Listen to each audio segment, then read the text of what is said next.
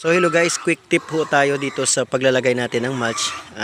Nilagyan ko ito ng mulch around half hour siguro yung nagugol ko dito sa paglalagay ng mulch. Around 1 week ago. So kung tingnan nyo, pero merong nakatubo natubo na mga damo.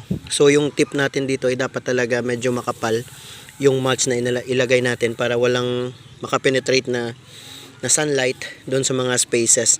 And then isa ding tip dapat sa pagmamulch pala ay meron tayong partner na mulch.